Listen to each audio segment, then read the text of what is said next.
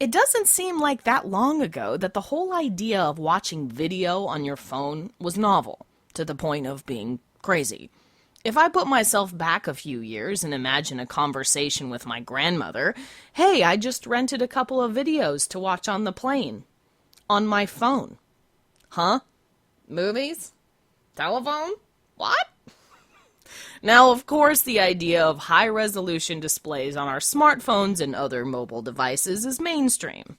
Apparently, even the lowly 1070p is no longer good enough for our customers. Yeah, people want the full HD experience. That's right, we're talking 1080p in the palm of our hand, on the bus, or on a plane.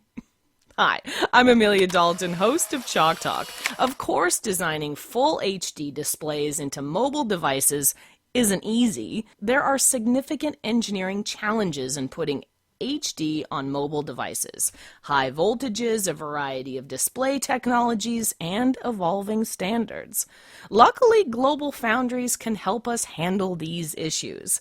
My guest today is Pavel Klinger from GlobalFoundries, and we're going to talk about GlobalFoundries' solution for smartphone displays. Before we get started, I want to remind everyone that you can click on that Download Now button below your player. There you can download a free white paper that further expands on this topic. Thank you so much for joining me today, Pavel. It's my pleasure. Thank you so much for joining me as well, Claire. Oh, thank you. My pleasure to be here. So we're going to be talking about display drivers using advanced processes like 55 nanometers. And I'm curious, most people don't think of display drivers on advanced processes. Why are we doing a display driver on an advanced process? Great question. To understand it better, let me start from describing the requirements for this application. Perfect. We are dealing with the smartphone display. Just look at your own phone. You will notice a black frame surrounding the display.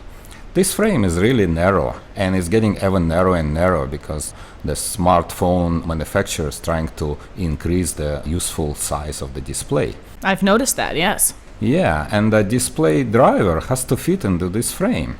So the slide illustrates the previous generation display, which used to have a height of about 1.5 to 1.8 millimeter and a length of 22 to 24 millimeter for the display driver IC. Now, going forward, this height will have to be limited to perhaps 1.1 to 1.3 millimeter, and so the chip's length may have to increase up to maybe 30 or even longer millimeters. Now, the larger display requirements would mandate higher memory content. This memory is SRAM, which tend to occupy a very large area on the die. The good news is the SRAM is scalable because it's built on logic devices. So with this in mind, you would probably understand why smartphone display drivers really good candidate for migration into the advanced technology. And therefore, to that end, we are building a display driver technology at 55 nanometer technology node, and we call this a high voltage triple gate oxide display driver technology, or we use acronym of HV TGO DDI. Okay, so it seems like every smartphone I get has more and more resolution in the display. What trends are you seeing in display resolution requirements? Heck, I think my smartphone has almost the same resolution as my laptop. You are right. And this is well illustrated in the next slide. You can see the trend of the smartphone display resolution essentially doubling every couple years. Wow. If you have iPhone 4S or 5, your display resolution is probably somewhere around 1136 by 700 pixels. If you look at the next generation of smartphones, we are migrating to something like 1280 by 800 resolution. Wow, okay. And going forward, perhaps as early as next year, the phone manufacturers will start releasing smartphones with the displays in the so-called full high definition or FHD resolution, which would have a resolution essentially the same as your laptop. It's 1920 by 1080 pixels. Wow, all right. So, what is GlobalFoundries doing to address these requirements that we've been talking about in this area? Yeah, thank you for this question. I was just going to describe our value proposition to you. GlobalFoundries providing leading-edge comprehensive application-specific solution for display driver manufacturing.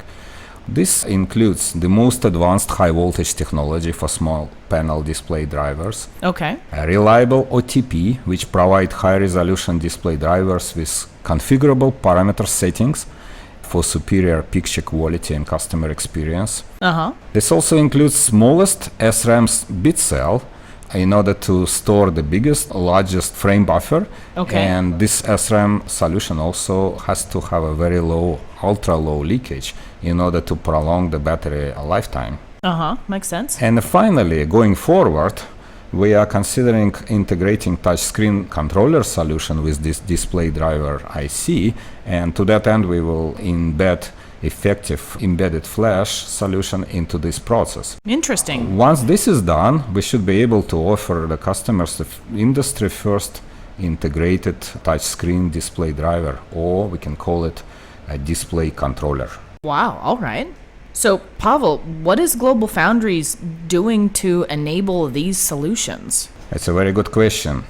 I'm going to ask my colleague Claire to give us a bit of details on the process features and device scope for this technology, which we are preparing for the customers addressing liquid crystal and also AMOLED displays. Great. Well, thank you. Welcome, Claire. Thanks again. Let me describe this technology, how we develop to fit the different display for smartphone. Today we have two kind of display for smartphone, the so-called TFT display and AMOLED display. So when we develop this technology, we include two processors. One is 1.2 volt, 6 volt plus 32 volt high voltage. Okay. This one is for TFT display, and the other one is 1.2 volt, 8 volt plus 20 volt high voltage. This one is for AMOLED display. Okay. So both process with copper backend, and the mask layer about 35 is really a cost-effective process. The SRAM is very small. It's about 0.4 microsquare.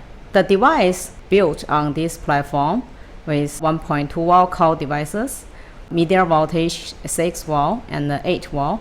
So this voltage for both gate and drain. High voltage 32 volt and 20 volt is the same for both gate and drain. And also include isolate vertical NPN and isolate lateral PNP.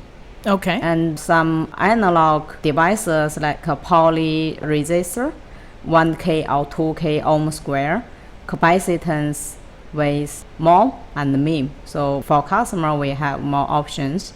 We also provide customer our comprehensive ESD devices, including low voltage, medium voltage, and high voltage. Great. So the IP deliverables we have for OTP, we have for ARM standard cells. We also have embedded flash, which is planned for touch panel controller. Great. Okay, let's get down to the nuts and bolts, or in this case, the N's and P's. What does this look like down on the transistor level? Let's move to next slide.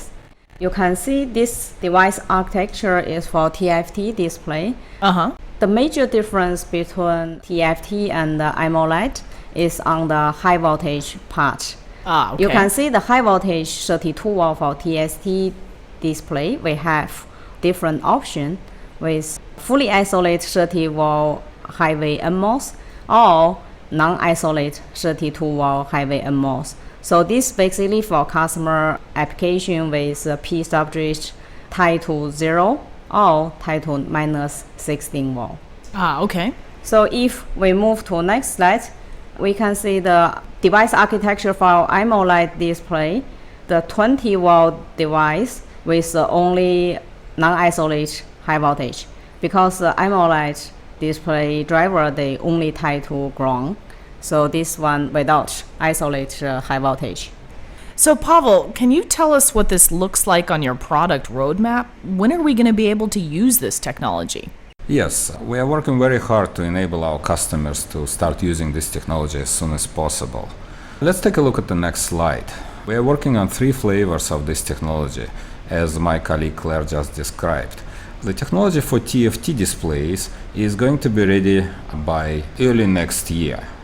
This is a 1.26 32 volts technology. The technology for AMOLED mobile displays will be ready by end of next year. Okay. But the early customers will be able to use our PDK and begin designs by probably Q2 next year. Okay. This is a 1.28 20 volts technology. And finally, we are going to integrate touchscreen controller and offer the integrated display controller capability to our customers by sometime early 2015. This is our commitment to the customers, and this is our offering to the customers for this technology. Fantastic. Well, I think that's all I have time for today. Thank you both for joining me today. It was a pleasure speaking to both of you. Thank you very much. Thank you very much. And before we go, don't forget to click that Download Now button below the player to download a free white paper that further expands on this topic. For Chalk Talk, I'm Amelia Dalton. For more Chalk Talks, check out the on-demand section of eejournal.com.